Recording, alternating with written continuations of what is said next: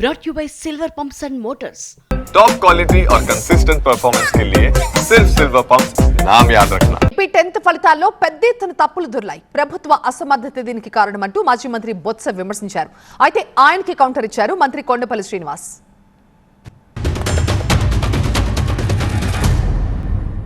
10th క్లాస్లో fail అయిపోతే 20-25 మార్కులు వస్తే రీవెరిఫికేషన్ పెట్టుకుంటే 90 మార్కులు వచ్చినాయి. ఏమిటి విడ్డోలు? ఒకవేళ తప్పిదనంగా జరిగితే ఆ పిల్లవాడి తాలకు భవిష్యత్తు ఏమైపోవాలి? 20% వచ్చి రీవెరిఫికేషన్ పెట్టుకున్న దాంట్లో ఇంతకంటే ఎక్కువ కరెక్షన్స్ వచ్చాయి, ఇప్పుడు ఇంకా తక్కువ వచ్చాయి అని చెప్తున్నారు. సిగ్గుపోవాలి.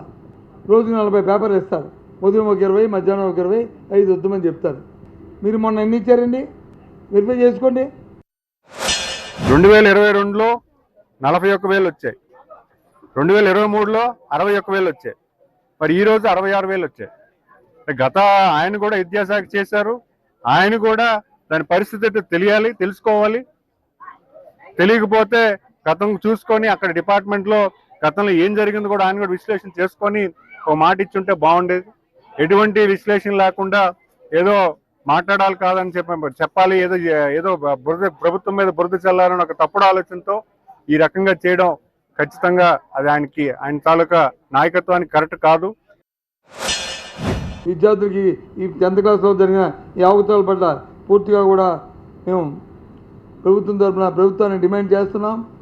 నష్టనివారణకి ఎవరైతే దీని బాధ్యులో వారి మీద ఏం చర్యలు తీసుకున్నారు, ఎందుకు ఉన్న ప్రాక్టీస్ని మీరు డివైడ్ అవ్వాల్సి వచ్చింది? ఎందుకంటే ఈరోజు యువ నాయకులు మళ్ళీ ప్రతి స్కూల్ని డెవలప్ చేస్తూ విద్యా వ్యవస్థను మొత్తం కూడా స్ట్రీమ్లైన్ చేస్తూ అవకాశాలు కల్పించే దిశగా అన్ని రకాలుగా కూడా ఈరోజు పిల్లలకి భవిష్యత్తు వచ్చే దశగా ప్రభుత్వం పరిపాలన చేస్తుంటే ఈరోజు ఆయన ఈ రకంగా మాట్లాడడం ఆయనకు తగదని నేను తెలియజేసుకుంటున్నాను.